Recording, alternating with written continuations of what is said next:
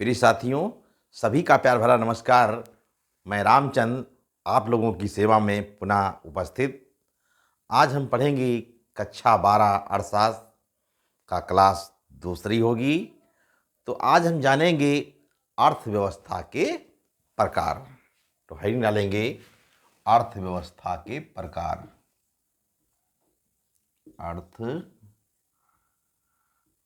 अर्थव्यवस्था के प्रकार।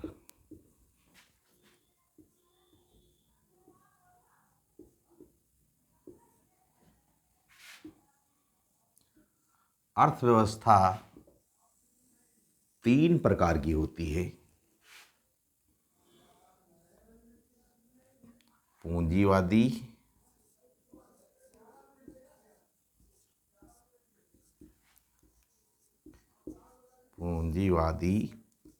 अर्थव्यवस्था,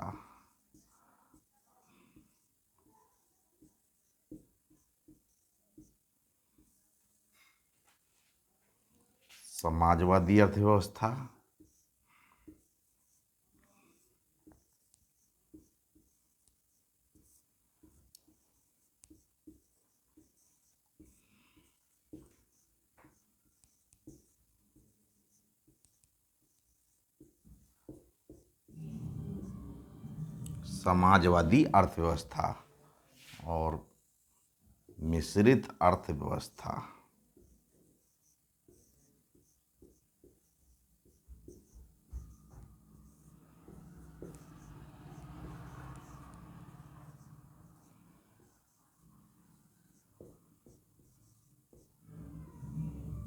मिश्रित अर्थव्यवस्था। तो समाज में अर्थव्यवस्था 3 प्रकार की पाई जाती है। पूंजीवादी अर्थव्यवस्था, समाजवादी अर्थव्यवस्था और मिश्रित अर्थव्यवस्था। तो अर्थव्यवस्था क्या होता है? अर्थव्यवस्था एक ऐसा तंत्र है जिससे लोगों का जीवन निर्वाह हो जाता है। अर्थ का मतलब धन और व्यवस्था का मतलब व्यवस्था। अगर धन की व्यवस्था हो जाए तो जीवन की नैया आसानी से पार हो जाएगी। फिर इसके बाद में हम जानते हैं पूंजीवादी अर्थव्यवस्था। तो पूंजीवादी अर्थव्यवस्था क्या होती है? पूंजीवादी अर्थव्यवस्था वह अर्थव्यवस्था है जिसमें उत्पादन के साधनों पर व्यक्ति का निजी अधिकार होता है। तो ऐसी अर्थव्यवस्था को कहा जाएगा पूंजीवादी अर्थव्यवस्था। जैसे मान लिया कोई व्यक्ति अपना उद्योग लगाए तो उद्योग का मालिक कौन होगा? वो व्यक्ति स्वयं होगा। तो ऐसी अर्थव्यवस्था को कहा जाएगा पूंजीवादी अर्थव्यवस्था। तो पूंजीवादी अर्थव्यवस्था की कौन कौन सी विशेषताएं होती हैं? तो सबसे पहले मूल यंत्र। तो पूंजीवादी अर्थव्यवस्था में मूल यंत्र काम करता है। सारी अर्थव्यवस्था पूंजीवादी में एक वस्तुओं की कीमत पर ही निर्धारित होती है। कीमत के अनुसार उपभोक्ता वस्तुओं की मांग को करते हैं और कीमत का घटना और कीमत का बढ़ना उपभोक्ताओं के ऊपर निर्भर करता है। अगर किसी वस्तु की कीमत कम हो जाती है तो ऐसी वस्तु की उपभोक्ता अधिक मांग करते हैं। अगर किसी वस्तु की कीमत बढ़ जाती है तो ऐसी वस्तु की मांग उपभोक्ता फिर क्या करेंगे? वो कम करेंगे। तो मूल यंत्र प्रक्रिया देखा जाए तो पूंजीवादी अर्थव्यवस्था में पाई जाती है। फिर इसके बाद में है केंद्रीय योजना का अभाव। इसमें कोई पूंजीवादी अर्थव्यवस्था में कोई सरकार जो है किसी प्रकार का कोई दखलंदाजी नहीं करती है। क्यों? क्योंकि इसमें व्यक्ति स्वयं जो भी निर्णय लेते होते हैं तो व्यक्ति को स्वयं निर्णय लेने पड़ते हैं। इसमें सरकार का कोई हस्तक्षेप नहीं होता है। तो इसमें कोई केंद्रीय योजना कहने का मतलब सरकार कोई नहीं बनाती है, बल्कि व्यक्ति को स्वयं योजना बनानी पड़ती है। फिर इसके बाद में आर्थिक स्वतंत्रता। आर्थिक स्वतंत्रता के विषय में अगर देखा जाए उपभोक्ता की स्वतंत्रता। तो उपभोक्ता पूंजीवादी अर्थव्यवस्था में स्वतंत्र होता है। चाहे वो जिस व्यक्ति को इच्छा अनुसार खरीद सकता है, उसे पूरी आज़ादी होती है। उसमें किसी प्रकार का कोई दबाव नहीं होता है। वो अपनी आय को इच्छा अनुसार व्यय कर सकता है। व्यवसाय चुनने की स्वतंत्रता। पूंजीवादी अर्थव्यवस्था में क्या होता है, व्यवसाय चुनने की फुल आज़ादी होती है। जो भी व्यक्ति, जिस व्यक्ति के अंदर जो भी योग्यता है, उस योग्यता के अनुसार अपना वो व्यवसाय स्वयं कर सकता है। इसमें किसी प्रकार का कोई प्रतिबंध नहीं होता है। बचत करने की स्वतंत्रता। पूंजीवादी अर्थव्यवस्था में बचत करने की पूरी आज़ादी होती है। उसमें कोई मना नहीं कर सकता, भाई धन को क्यों बचा रहे हैं। तो अगर आप कमा रहे हैं तो अपनी आय का लोग कुछ ना कुछ भाग भविष्य की ज़रूरतों को पूरा करने के लिए अवश्य बचा करके रखते हैं। अगर व्यापार में सफलता चाहते हैं तो बचत करना बहुत ही जरूरी होता है। बिना बचत के व्यापार सफल नहीं हो सकता है। विनियोग करने की स्वतंत्रता। तो पूंजीवादी अर्थव्यवस्था में निवेश करने की पूरी आज़ादी होती है। उसमें किसी प्रकार का कोई प्रतिबंध नहीं होता। निवेश किससे कहते हैं, अपने धन को हम उत्पादन कार्यों में लगाएं ताकि और भी पैसा उसमें बढ़ जाए और हमारा जीवन खुशहाल हो सके, तो इसे क्या कहेंगे, निवेश कहेंगे। निजी संपत्ति।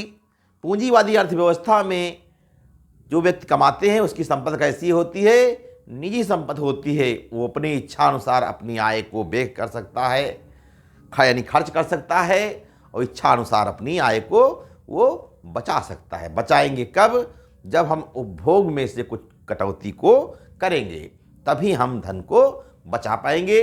और अगर हम सारा धन उपभोग पर ही खर्च कर देंगे तो हम बचा नहीं सकते। फिर इसके बाद में है लाभ का उद्देश्य। तो पूंजीवादी अर्थव्यवस्था में क्यों ये अपनाई जाती है, इसका उद्देश्य होता है लाभ कमाना।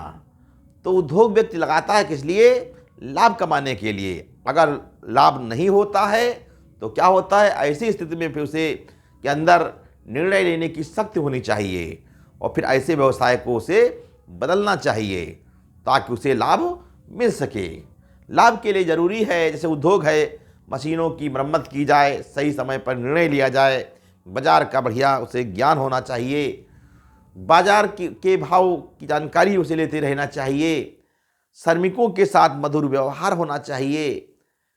एक उद्यमी को जो है कैसा होना चाहिए, एक व्यवहार कुशल उद्यमी होना चाहिए। फिर इसके बाद में है प्रतियोगिता। तो पूंजीवादी अर्थव्यवस्था में प्रतियोगिता पाई जाती है। प्रतियोगिता का मतलब, प्रतियोगिता को अंग्रेजी में क्या कहते हैं, कंपटीशन कहते हैं।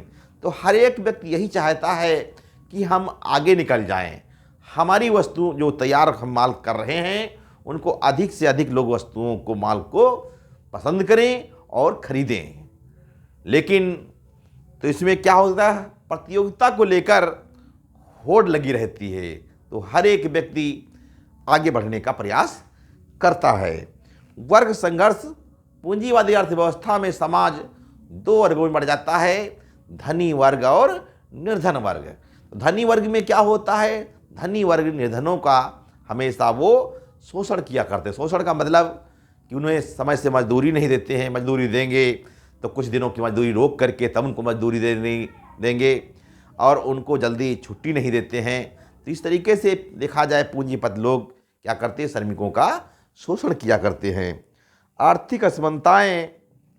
पूंजीवादी अर्थव्यवस्था में समाज दो वर्ग में बढ़ जाता है, धनी वर्ग और निर्धन वर्ग। तो धनी वर्ग और भी धनवान होते चले जाते हैं और निर्धन वो गरीब का गरीब ही रहता है। कहने का मतलब कि गरीब में वो व्यक्ति पैदा होता है गरीबी में, और गरीबी में वो व्यक्ति बेचारा मर जाता है।